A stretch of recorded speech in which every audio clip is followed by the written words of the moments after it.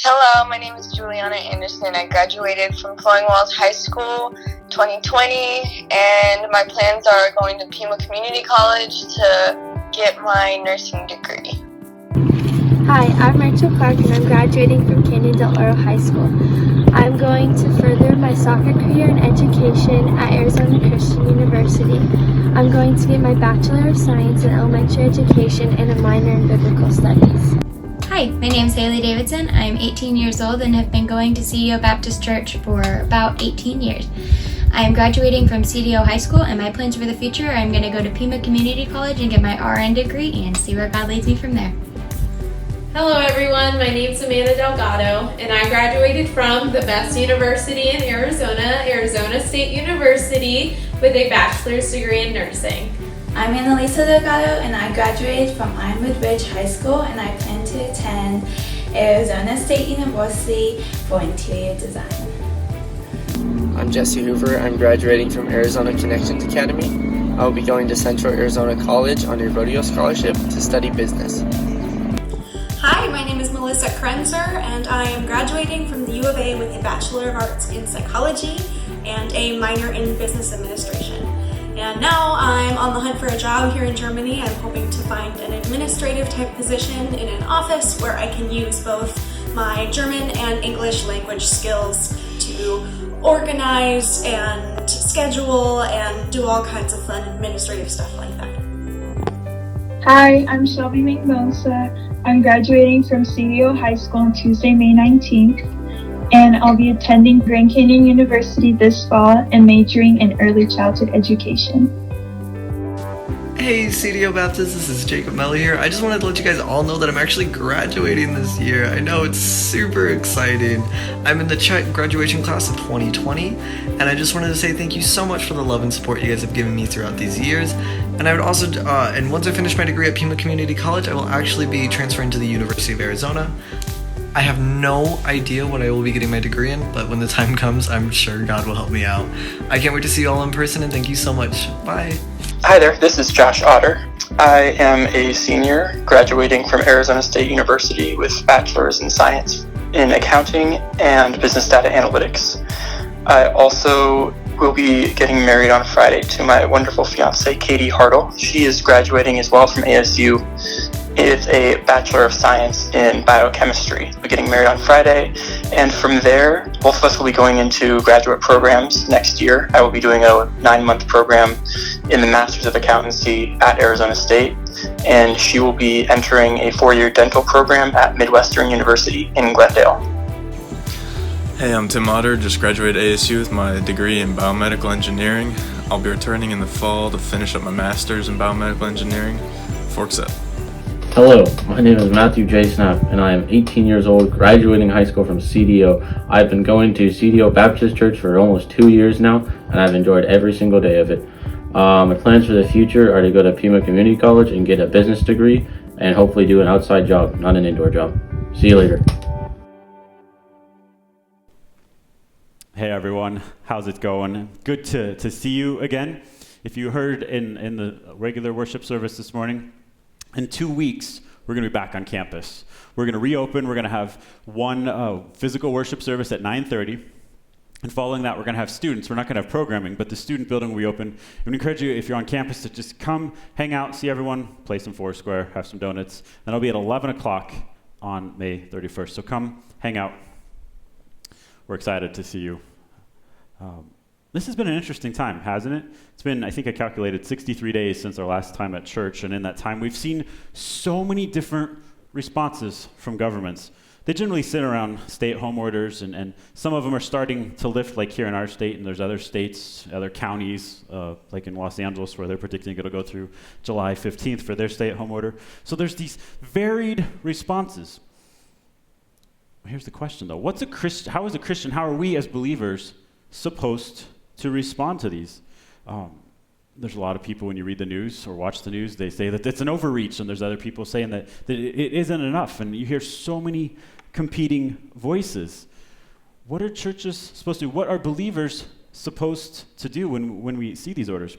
As we've talked about before, we've never seen, at least I've never seen anything like this in my lifetime. We are literally living through history. And how should we as believers respond when our government says, hey, stay at home, stay safe, watch church online? What should our response be? Paul actually addresses this. You gotta love Paul. He addresses so many topics, and it actually is in Romans 13, which is this next passage that we're going to be looking through. And it details what Paul says is a Christian's response to government. And it also talks about how governments should be functioning. So Paul starts off in Romans 13, in verse 1, where he says, "Let everyone submit themselves to governing authorities, since there is no authority except from God, and the authorities that exist are instituted by God." Think about that. He starts off and he says, "Let everyone submit themselves to the governing authorities." There's no qualifiers on that. It says, let everyone submit themselves to governing authorities. It's a command. It doesn't say, submit yourself to the authorities that you like and the ones that you don't just kind of disregard. He doesn't say, pick and choose which parts you like. It's a pretty broad statement. He says, submit yourselves to governing authorities. Why? He says, since there is no authority except from God, and that authority and the authorities that exist are instituted by God. God is the supreme authority. He's called the Almighty. He is over everything. But in order for human society to be functional, he instituted governments so that we can have functional. When you study political science, you find all those different kinds of different governments that exist, monarchies and oligarchies and republics and democracies. And we always study anarchy, and everyone's like, oh, anarchy would be great. At least that's what I remember in some of my political science classes. They're like, anarchy is awesome. Nobody can tell us what to do. But if you think about it, if you can do what you want and anyone else can do what you want and there's no government, it gets real crazy real quickly, and then people are at each other's throats. It's just not a good situation. So God knew, because of our human nature, our sin nature, that we needed authority to keep us in check. So he instituted government. Is government perfect? No. Are there governments that we disagree with strongly because they have horrible human rights abuses and they don't follow what God would have? Sure. But nonetheless, all authority is from God, and he institutes governments. Think about who was the governments that Paul was under. It was the Romans. Now, it hadn't quite gotten so bad yet when Paul's writing this. It's 56, 58 AD, somewhere in there, and a guy named Claudius was emperor, and Nero hadn't come on the scene yet. Nero was a terrible emperor. He was the one that barbecued people and used them for torchlights and persecuted Christians, and terrible guy. The guy that supposedly fiddled his fiddle while Rome was burning. But the Romans weren't exactly nice. They were happy if you paid your taxes and you submitted to them, but the second you rebelled, you see what happens in Jewish history. Anytime they rebelled, the Romans came down harsh. In fact, in 70 AD, the Romans came down on Jerusalem, and Israel was no longer a state. They weren't exactly the nice guys, and those were the people who were in charge. Those were the people who locked Paul up many times, put him in jail. Eventually, he goes to Rome, to the court there. The church history says that potentially the Romans were the ones who executed him later on. And yet Paul's saying, let everyone submit to the governing authorities, since there's no authority except from God, and the authorities that exist are instituted by God. That's not to say that God is perpetrating evil. Don't go there. We're responsible for our actions, so leaders who lead wrongly are responsible for that. But still, government is a restraining force on society. I just want to get that clear. Is there any time when we as believers don't have to submit? It's an interesting question. And there's a couple examples where we can see this. In the Old Testament, there were some midwives in Exodus 1. It was right around the time when Pharaoh said the Jewish population's getting too big, so midwives, if you see a boy born, kill him. And the midwives followed God, and they valued life, which is something that God does. And they were like, no, but they did so at their own risk.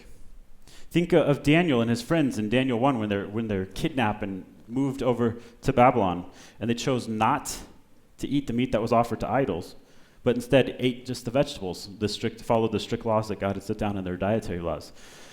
That was one time when they got away with it. They actually blossomed. But think about later on, When Nebuchadnezzar got a little too full of himself and decided to build a statue and said, everyone come and worship it. Bow down, show your allegiance to me. And Shadrach, Meshach, and Abednego were like, no. They defied the king, and they were sent to the fiery furnace. There was punishment. God saved them, but there was still punishment. And think about Daniel, again, when he was like 90. The Persians had come in, and they said, no one should bow down except to the king. Stop praying to everyone else, pray to the king. And Daniel didn't hide it. He stayed up and prayed in his apartment every day, and his enemies saw that, and he was thrown in the lion's den. So with most of those cases, when you defied the administrative authorities, when you were still trying to follow God, there was consequences. There's one example of this in the New Testament. Peter and John, shortly after Jesus had gone back to heaven, are in the same temple square preaching the resurrected Christ, and the same Sanhedrin that had condemned him to death pulls them in and beats them severely, puts them in jail, and as they're heading on their way out, they say, you're free, but stop preaching Christ. And this is where this famous principle comes from, where Peter says, we must obey God rather than man. But they suffered the consequences when they chose not to follow man. So there's a thin line here when we don't submit to government. And it's when it violates God's laws. When we've seen some of those examples here, when we're putting other things before God, when the government tells us to put everything before God, or when he says, stop preaching Christ, stop sharing the good news. It's a limited window there. That's the principle. Paul gets going back to Paul in verse 2 of Romans 13. He says, so then the one who resists the authority is opposing God's command, and those who oppose it will bring judgment on themselves. So God gave us government, whether imperfect or not, to help keep human society in check. And when we choose to resist authority, it isn't just that we are resisting the government, we're actually opposing God's command, Paul tells us. In fact, it's a sin. If the government says pay your taxes and you don't, if the town says you can only drive 55 through here and you're caught doing 75 because you want to, well, not only are you violating the laws that they've put in place, you're actually sinning and opposing God's command. And he says those who oppose it bring judgment on themselves. And we see this quite often, like if you go 75 on Oracle, the cop sees you, you're getting a speeding ticket. Government actually has a role. It isn't just there to stop us from doing keep us from having fun. The first role it has is promoting justice, and this is Romans 13, 3-5. In verses 3 and 4, Paul says, for rulers are not a terror to good conduct, but to bad. Do you want to be unafraid of one in authority? Do what is good, and you will have its approval. He says its job, government's role, is to promote justice. Think about that. If you're not breaking the law, will a just government leave you alone? Yeah. If you pay your taxes, if you follow the speed limit, if you know what I'm saying? You follow that, it'll leave you alone. Its role is to keep us in check. Do you want to be unafraid of authority? I love that question. Do you want to be able to walk up to an authority and not be afraid of them? Then do what's good, he says. Have you ever been, those of you who are driving, have you ever been driving along and suddenly you see a cop pull up behind you and you're like, oh, you check your speed and you're looking, you're like, oh, I'm good. But you follow it ever so closely. Why? Because you don't want to give him opportunity to slow you down. You want to be on the good side. And that's exactly what Paul's talking about here. If you're doing nothing wrong, then you have nothing to worry about as the general principle. Verse 4 says, for it is God's servant for good. But if you do wrong, be afraid, because it does not carry the sword for no reason. For it's God's servant, an avenger that brings wrath on the one who does wrong. Sword there is a reference to its ability to promote justice. Why do we have police officers? Why do police officers carry weapons? Because they're keeping us in check, and that's part of the role of government. It's God's servant for our good to keep us happy and healthy. If you read the Declaration of Independence, it says, we hold these unalienable rights, that life among men are life, liberty, and the pursuit of happiness. What happens when my happiness conflicts with someone else's happiness? That's why government exists, to keep a check on those things. He says in verse 5, therefore, you must submit, not only because of wrath, but also because of conscience. It's kind of a double-edged thing there. He says, you must submit because you don't want to get in trouble, but also you want to have a clear conscience. We've all done stuff where we know we've done it and we don't want to get caught with it, and the stress that we put ourselves under because we know we could get caught and there could be trouble. Well, if we hadn't done it in the first place, if we hadn't taken a cookie out of a cookie jar and mom was going to find out about it, then we'd have a clear conscience. So it's a double-edged sword. We subject ourselves to the rule of government because it keeps us out of the government's wrath. It means doing 50 on Oracle. I harp on that all the time, but it's such an easy thing right now, right? You do 50 or 55, you stay among that. Then you give no reason for them to pull you over, but also gives you a clean conscience. Paul gives us some responsibilities that we as citizens have. And he says, for that reason, you pay taxes, since they are authorities, are God's servants, continually attending to these taxes. We work hard, and those of you who have started working, you understand, like, you work hard. That old statement, hard come, easy go, totally plays. Like, you work hard for your money, and when you see 20% taken out for taxes, you're like, I could do so much with that. But here he's saying, and for this reason, you pay taxes, since the authorities are God's servants. He's saying, pay your taxes. Don't cheat. And in fact, one of the Pharisees tried to trap up Jesus, because if you recall Jewish history, the Romans came in and oppressed the Jews, and the Jews hated it, so they were constantly pushing back and forth. And being a tax collector in Judea was terrible. You were looked at as like the scum of society. In fact, the Romans didn't care how much a tax collector took. That's why they were hated so much. The Romans would put out a contract, so they hired out private people to collect taxes.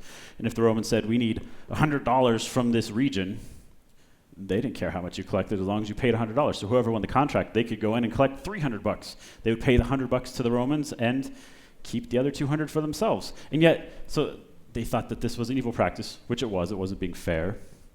But the Pharisees were trying to trip up Jesus because Jewish society hated tax collectors so much. So in Matthew 22, starting in verse 17, they say, tell us then, what do you think? Is it lawful to pay taxes to Caesar or not? So Jesus, because he's God, there in verse 18, perceives their malicious intent. He said, why are you testing me, hypocrites? Show me the coin used for the tax. So they brought him a denarius. He says, whose image and inscriptions on it? And they said, Caesar's. Then he said to him, give then to Caesar the things that are Caesar's, and give to God the things that are God's. When they heard this, they were amazed, so they left him and they went away. So from the mouth of Jesus, he's saying, be a good citizen. Pay your taxes. Submit to the authority. And one of the easiest ways, it doesn't apply so much yet to you because you're not working, those of you who are, pay your taxes. But he also says in verse 17, pay your obligations to everyone, taxes to those who owe, tolls to those who you owe, respect to those who owe respect, and honor to those who you honor. It really comes back to our heart, he says. It's easy to pay taxes, but do it under protest. It's easy to comply with some word outwardly, but inwardly be hating them. And yet he says, respect those who you owe respect, and honor those who you honor. Think about Paul. How many times was he put in prison? And on several instances, he was rescued. In one such instance, there was an earthquake, and the doors flung open, and they could have gone off and left him and the people that were arrested with him. But instead, they stayed, because they knew if they left, that the jailkeeper and his family would be put to death by the Romans. So he honored that person who was there, and because he chose to honor them, that person became a believer. In this next section, Paul changes a little bit, but by context, I think it plays an important role in our attitudes towards government. So in Romans 13, 8 through 10, he says, do not owe anyone anything except to love them. For the one who loves another has fulfilled the law. These are the commands. Do not commit adultery, do not murder, do not steal, do not covet, and any other commandment are all summed up by this commandment. Love your neighbor as yourself. The 10 Commandments give some really good rules for how to run a society. Don't commit adultery, don't murder, don't steal, don't want your neighbor's junk. If you do all those things, society is a little bit better. But then he flips it. Those are all negative commands. He flips it and says, love your neighbor as yourself. If you're loving your neighbor with the kind of love that God loved us with that selfless kind of love, you're not going to murder them. You're not going to steal their stuff. You're not going to commit adultery. He says, love does not wrong a neighbor. Love, therefore, is the fulfillment of the law. If we are guided by love in the way in which we approach people, and that includes the government, then we're fulfilling the law. And it helps us there to fulfill what Paul says by respecting those who owe respect and honor to those who need honor. So as we see society is radically shifting, and as some of us lost our graduations or our senior years, they didn't turn out how we wanted them to be. Our 8th grade graduations are gone because school was closed. We still have to honor that. That's what Paul would tell us to do. He would honor the government. The lockdown orders, as I'm recording this, the stay-at-home order doesn't expire until tomorrow. We should honor that order and only go out until it expired, or only go out for the essential things until it expires. It's hard, but really it comes back to our attitude. What's our attitude towards those in government? Is it one that's bearing honor to them not because of who they are, but because that God is the one who put them in that position? And what they do is their choice, and they'll be responsible for that. What are ways we can show submission now? It's an interesting question. And it's something as you grow into an adult that you'll have to learn how to navigate. There's no shortage of opinions on both sides of the political spectrum, but what does it mean for us to be a Christian? It means we approach this, as Paul would say, with love, with selfless love and honor to those that God has put in authority over us. Let's close in prayer. Gracious Father, we live in trying times, and we thank you that it didn't catch you by surprise, and you give us guidance on how to exist in this framework, and we thank you that your love is so great for us and that you call us to love those around us, Lord. Just let us be a light to those this week as we start to move around and start to get back out in the open. Help us to point people to you through our actions. Amen. Hey students, thanks for joining our online service. We want to say happy graduation to all of our senior graduates. We're so happy for you and can't wait to see what your next steps are and cheer you on in that. As you may have heard in the main service, we are resuming in-person services on May 31st. Yay! So we're so excited about that. Go to the 9:30 service on the 31st, then at 11 o'clock we're going to have a student hangout time. So come on down to the Student Center. And we have 2 Zoom calls this week, one right after this service, so go hop on your computers. And then on Wednesday at 3 o'clock. Have a blessed week. See you soon.